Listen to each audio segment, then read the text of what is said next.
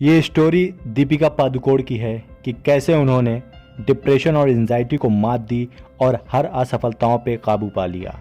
दीपिका पादुकोण बॉलीवुड की most famous superstar में से एक हैं। दीपिका जब छोटी थी तो वो बहुत शर्मीली और सामाजिक नहीं थी, जिसकी वजह से इनका कोई भी फ्रेंड नहीं था।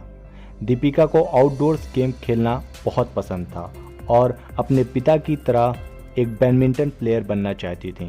लेकिन जब वह बड़ी हो रही थी, उनकी रुचि फैशन मॉडलिंग में आने लगी और उन्होंने फैशन मॉडल बनने का डिसाइड किया। और जैसे जैसे उनकी पहचान बढ़ने लगी थी, उन्हें मूवीज़ के ऑफ़र आने स्टार्ट हो गए थे। दीपिका ने बहुत मेहनत की और बहुत पॉपुलर हुई। कई फिल्म समीक्षक ने भविष्यवाणी की थी कि दीपिका एक बड़ी स्टार होंगी क्योंकि वे बहुत टैलेंटेड हैं, और उनकी प्रेडिक्शन गलत नहीं थी। दीपिका की मूवीज़ बहुत सक्सेसफुल हुई और अपने शुरुआती करियर के कुछ सालों में इतनी बड़ी सफलता पाने के बाद एक अनसक्सेसफुल पीरियड जो असफलताओं से भरा हुआ था, वो उन पे भारी पड़ने लगा।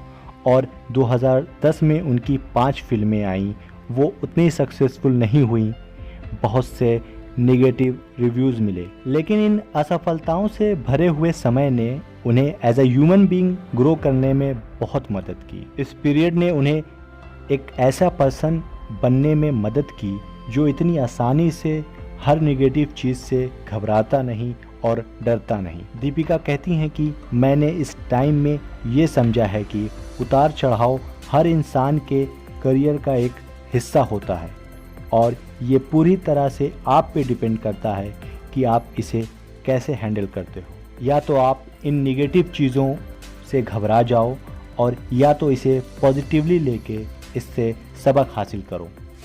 स्पोर्ट ने मुझे सिखाया कि फेलियर को हैंडल कैसे करते हैं और यह भी सिखाया कि सक्सेस को भी कैसे हैंडल करते हैं। It has kept me grounded. जब मैंने शुरुआत की थी तो मेरे पिता ने मुझे कुछ लाइफ लेसन्स दिए थे। उनमें से एक बात ये थी कि टॉप पे पहुंचना उतना हार्ड नहीं होता जितना कि वहां बने रहना। मैं जहां हूं वहां पहुंचने के लिए मैंने बहुत मेहनत की है। स्ट्रगल, सैक्रिफाइस, डिसिप्लिन और बहुत ज़्यादा डेडिकेशन जो मैंने अपने करियर को दिया है। Because I love what I do so much.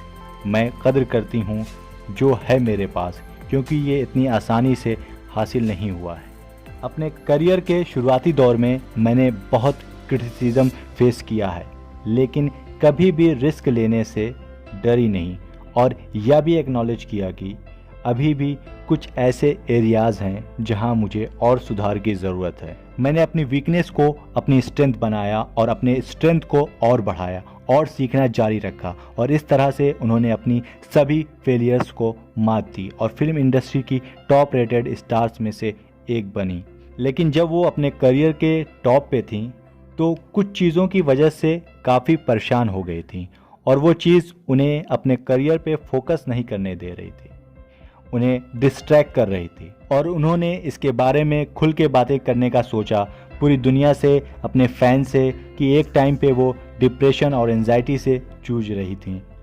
Deepika कहती हैं कि 2014 की शुरुआत में जब मैं अपने काम के लिए बहुत अप्रिशिएट की जा रही थी, उस टाइम पे एक सुबह जब मैं उठी तो मुझे अजीब सा फील हो रहा था। एक दिन पहले ही मैं थकावट के कारण बेहोश हो गई थी। उस टाइम से सब कुछ अजीब लग रहा था। मुझे अपने पेट में एक अजीब सा खालीपन महसूस हो रहा था। मुझे लगा ये तनाव के कारण है, तो मैंने अपने काम पे फोकस करके अपने माइंड को डिस्ट्रैक्ट किया और अपने आप को लोगों के साथ रखा, जिससे मुझे थोड़ी देर के लिए मदद मिली। लेकिन मानसिक बेचैनी मेरी दूर नहीं हुई। मेरी सांसें सही से नहीं चल रही थीं और मैं कंसंट्रेशन भी नहीं कर पा रही थी। मैं अक्सर टूट जाती थी और कुछ टाइम के बाद ये सिचुएशन और बुरी होने लगी।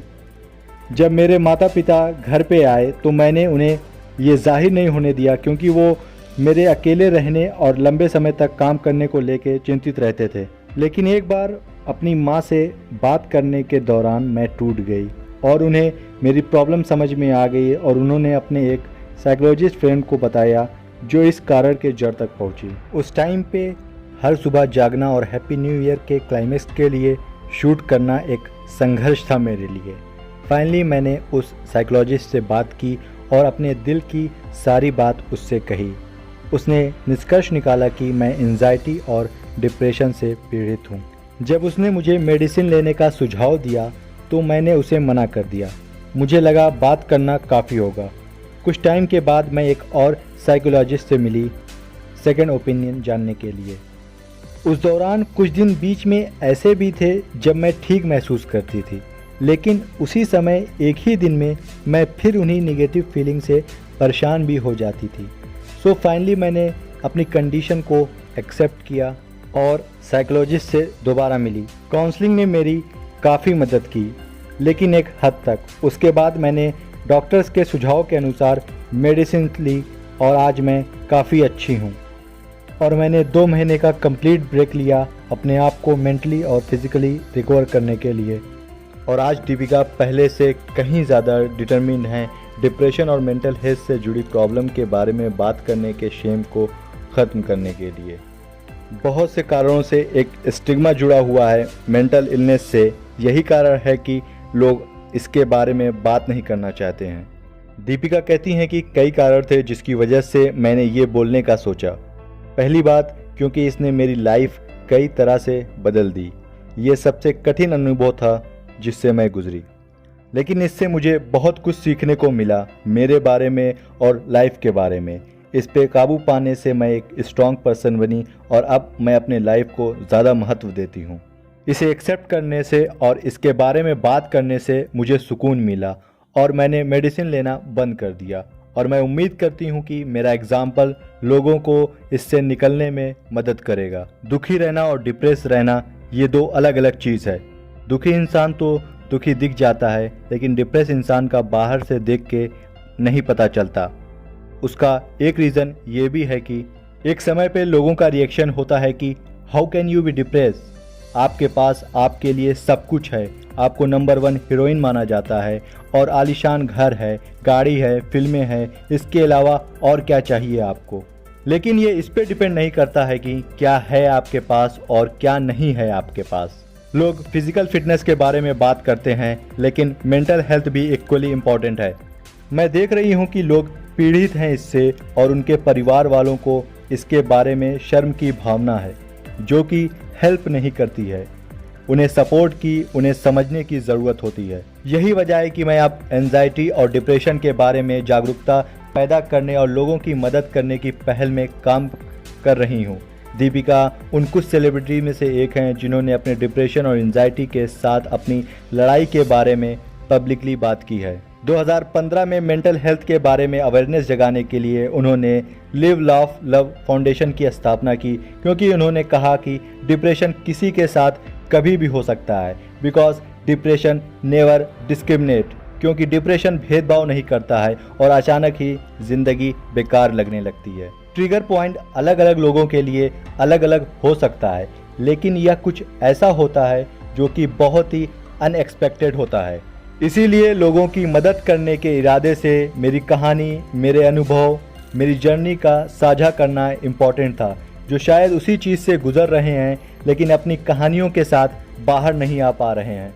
जब मुझे ये रियलाइज़ हुआ कि मैं डिप्रेस हूँ तो मैंने इसके बारे में पढ़ना शुरू किया। जब मैंने पढ़ा कि हर चौथा इंसान डिप्रेस है तो मुझे समझ आया कि केवल मैं ही नहीं हूँ। और मैंने यह भी महसूस किया कि कितने लोग घुटन महसूस करते होंगे इस लड़ाई को अकेले लड़ते वक्त। मैं उन सब तक पहुँचना चाहती हूँ और उन्हें बताना चाहती हूँ कि मैं भी आपकी तरह हूँ and it's okay to feel like that. उन्हें ये रियलाइज़ करवाना चाहती हूँ कि आप अकेले नहीं हो, हम इसमें साथ में हैं। और सबसे इम्पॉर्टेंट बात कि there is hope. Deepika Padukone की डिप्रेशन और एंजाइटी पे काबू पाके अपने आप को और बेहतर बनाने की स्टोरी हमें ये रियलाइज़ करने में मदद करती है कि आपका फेलियर आपकी सक्सेस में बदल सकता है। एंड आपकी डिप्रेशन और एंजाइटी से लड़ाई, चाहे वो कितनी भी पेनफुल हो, चाहे आपको लगता हो कि आप पहले ही हार चुके हो, आप इससे विनर की तरह बाहर आ सकते हैं। जो भी आप चाहते हैं उसके लिए आप कभी भी अपना फोकस ना खोएं। लोग आपको पीछे ढकेलना चाहेंगे। आपकी लाइफ में कुछ चीज़ें ऐसी हो सकती हैं जिससे आपका आत्मविश्वास डगमगा जाए। ऐसा कोई दिन हो सकता है when you want to break down. ऐसे दिन हो सकते हैं जब आप गिव अप करना चाहोगे। इमोशनली स्ट्रांग होना और फोकस होना बहुत ज़रूरी होता है। अपने काम को करते रहना और गलतियों से घबराना नहीं। दीपिका कहती हैं कि मैं मेडिटेट करती हूँ एंड मैं ब्रीथ आउट करती हूँ उन सभी चीज़ों को जो मैं कंट्रोल नहीं कर सकती, और मैं पॉजिटिव पे फोकस करती हूँ। तो जो कुछ भी आपके लाइफ में होता है, जो कुछ भी आप फेस करते हो, अच्छा बुरा बहुत बुरा, सबसे इम्पॉर्टेंट बात नोट करने वाली है कि सब कुछ इस खूबसूरत सफ़र का एक हिस्सा है जिसे हम लाइफ ज़िंदगी कहते हैं। तो रियल रहिए, ओपन रहिए, आप सब कुछ हैंडल कर सकते हैं जो कुछ भी ज़िंदगी आपके रास्ते में लाएगी। आप जितना समझते हो उससे ज़्यादा स्ट्रेंथ, उससे ज़्यादा पावर ऑलरेडी आपके पास होती है। चीज़ें बेहतर होंगी, आप सरवाइव करोगे और एक दिन आप अपने लिए ग्रेटफुल होंगे कि मैंने गिव अप नहीं किया था। अगर आपको ये वीडियो पसंद आई हो तो लाइक करें और चैनल को सब्सक्राइब करके पास में लगे बेल आइकन को प्रेस करें ताकि मेरी इसी तरह की आगे आने वाली वीडियोस का नोटिफिकेशन आपको मिल सके। Thank you.